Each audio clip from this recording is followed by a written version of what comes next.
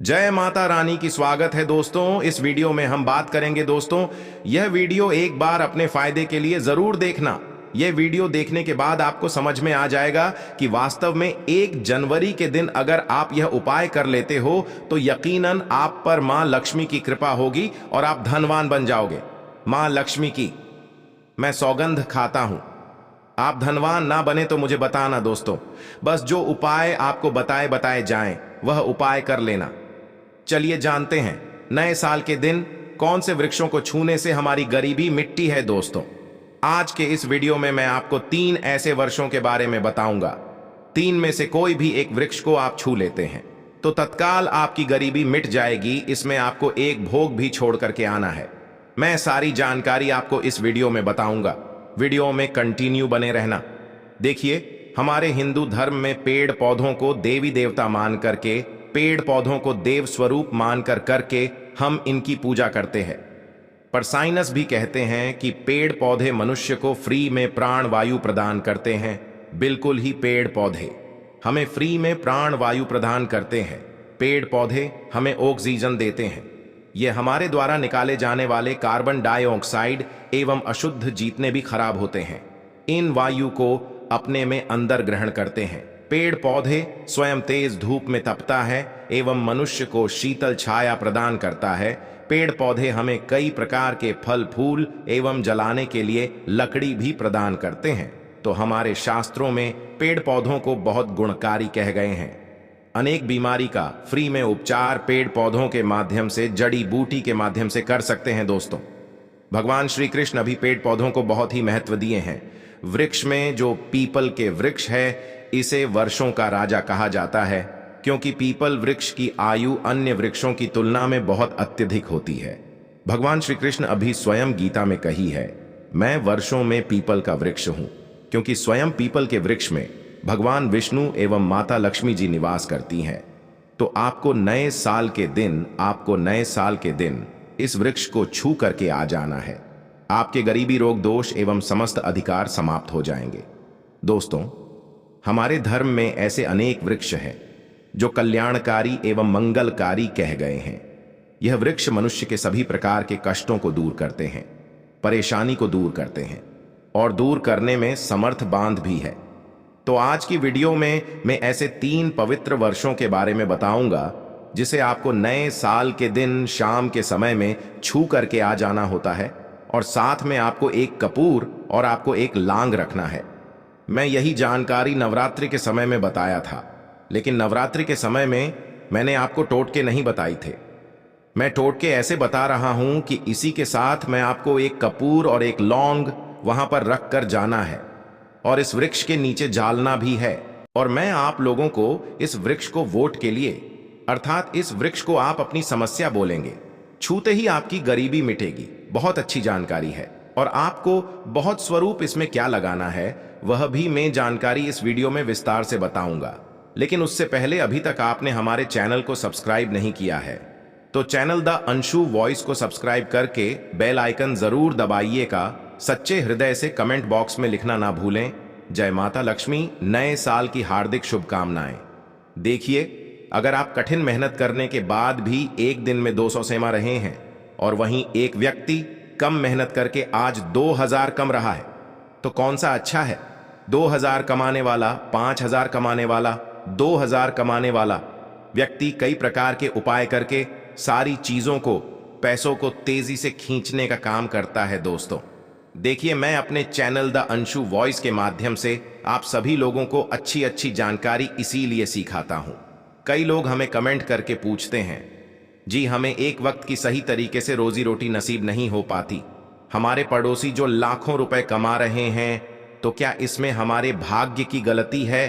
देखिए, भाग्य को आप महंत के द्वारा दूर कर सकते, लेकिन पूर्व के समय में हमारे द्वारा किसी भी प्रकार की अनहोनी हो गई होती है या किसी भी प्रकार की हमारी कुंडली में दोष लग गया हो, तो उसे दूर करने का काम करते हैं यह पेड़ पौधे। दोस्तों, यह पेड़ पौधे जितनी भी होते हैं, यह अगर आप नए साल के दिन इन 3 वर्षों में से अगर आप इसे जाकर के छू लेते हैं तो आपके जीवन में जो दोष लगे हैं, आपके जीवन में किसी भी प्रकार का आपको शराब लगा है, बद्दुआ लगा है, तो उसे यह पेड़ पौधे अपने अंदर में खींच लेते हैं।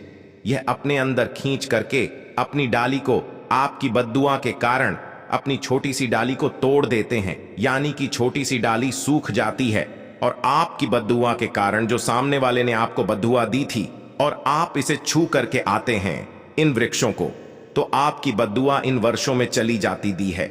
इनकी एक डाली सूख जाती है।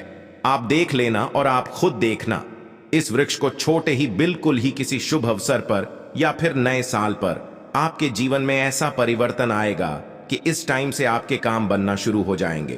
तो चलिए मैं आप लोगों को वर्षों के बारे में बता दूं। मैं पहले वाले वीडियो में भी बता चुका हूं कि नवरात्रि के समय में बहुत ही उत्तम वृक्ष माना जाता है। पारिजात का वृक्ष समुद्र मंथन से उत्पन्न हुआ था। आप सभी दर्शकों को यह जरूर पता होगा और यह देवराज इंद्र के स्वर्ग में स्थापित किया गया था, बिल्कुल ही जो नंदन बंद है माना जाता है। स्वर्ग में वहां पर स्थापित करके रखे गए थे। पारिजात वृक्ष भगवान श्री कृष्ण ने मानव जाति के जन कल्याण के लिए धरती लोक पर लाए थे। अगर किसी को हिंदू भाइयों को उनके बारे में जरूर पता होगा, सत्यभामा की कथा पढ़े हैं तो जानकारी मिल सकती है। आप सर्च करके गूगल में भी देख सकते हैं। ऐसा माना जाता है कि मनुष्य के शरीर में कितनी भी ज्यादा थकान हो, बिल्कुल इस वृक्षों को छूते ही तत्काल समाप्त हो जाती है।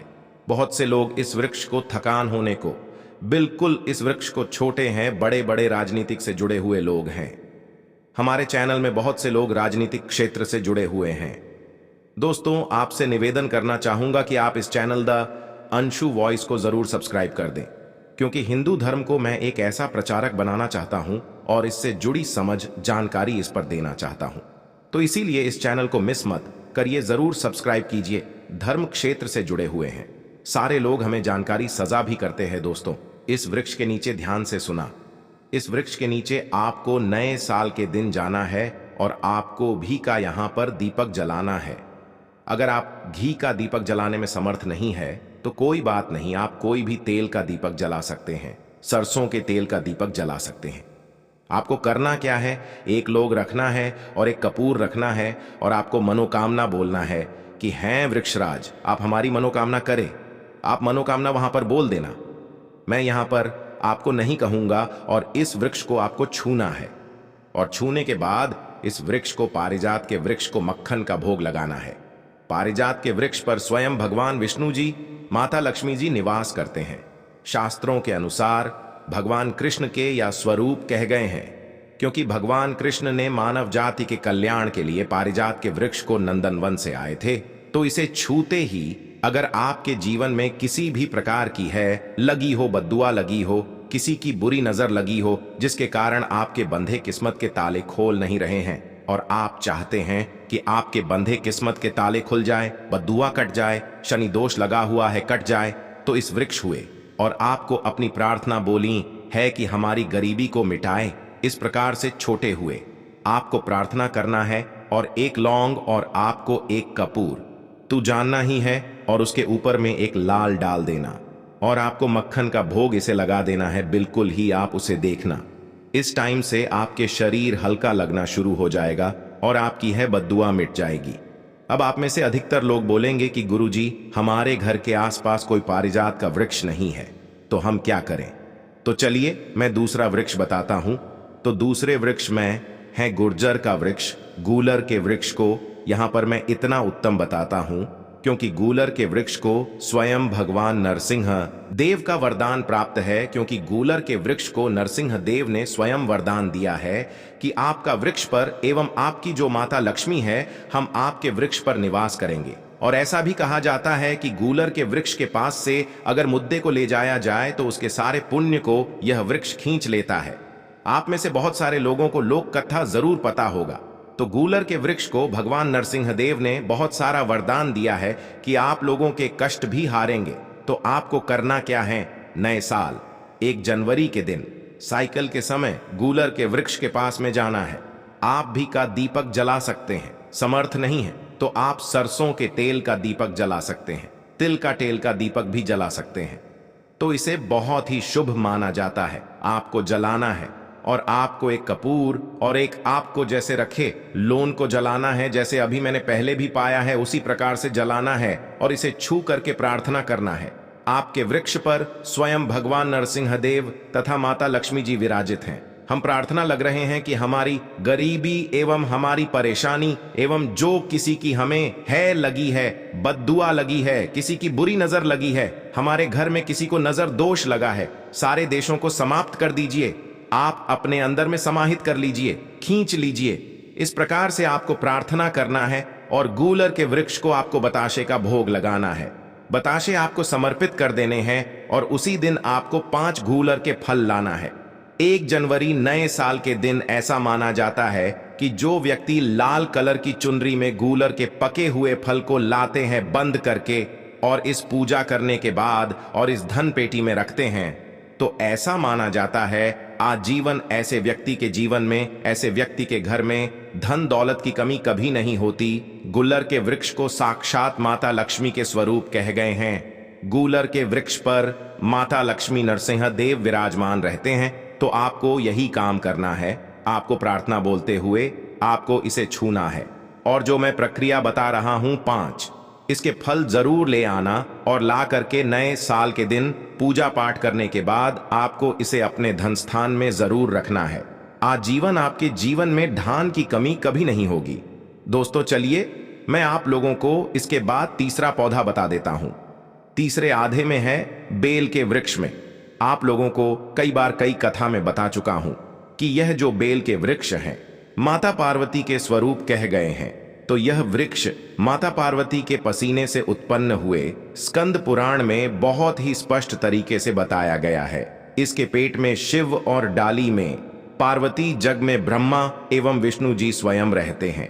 ऐसा माना जाता है कि शिव मंदिर के समीप में जो बेल के वृक्ष हैं, इसके नीचे में अगर कोई भी व्यक्ति अगर नए साल के दिन संडे कल, मैं इसे वैसे तो इसे डेली जलाना चाहिए, लेकिन अगर नए साल के दिन शाम में अगर भगवान शंकर जी का कोई विषय मंदिर है तो उसके किनारे में जो कोई बेल का वृक्ष हो वहां पर बिल्कुल आप एक घी का दीपक जला दीजिए, तो आपको धन गुण एवं नष्ट हो जाते हैं। कैसा भी आपके जीवन में पाप हो दूर हो जाते हैं। तो आपको करना क्या है, माता लक्ष्मी को भी बेल के वृक्ष का अवतार लेना पड़ा था एक कथा के अनुसार। इसके बारे में मैं कथा भी बता दूंगा कि क्यों माता लक्ष्मी को बेल के रूप में, बेल के वृक्ष में अवतरित होना पड़ा था। मैं इसके बारे में भी एक कथा भी आपको बता दूंगा। तो आपको नए साल के दिन बेल के वृक्ष के नीचे हो सके तो घी का दीपक जरूर चला जाएगा। बेल के वृक्ष को माता पार्वती तथा भगवान शंकर के स्वरूप ही कहेंगे। बेल की जो वृक्ष की जड़ होती है, इसके जो मूल भाग होते हैं, इसमें समस्त तीर्थ आकर के निवास करते हैं। इसीलिए सावन के महीने में कहा जाता है जो लोग अगर तीर्थ धाम नहीं जा सकते, तीर्थ के दर्शन नहीं कर पाए, तो ऐसे व्यक्ति बेल वृक्ष के नीचे में 1 महीने तक घी का दीपक जला लेते हैं तो संपूर्ण जितने भी तीर्थ होते हैं इसके घूमने का बराबर पुण्य की प्राप्ति होती है। मैं इसलिए सारी जानकारी, गुप्त रहस्य जानकारी बताता हूं जिससे आप सभी दर्शकों को, कल्याणवासी दर्शकों का बिल्कुल आध्यात्मिक उन्नति हो। सभी को धन की जरूरत नहीं होती, किसी को पुण्य की प्राप्ति की जरूरत होती है।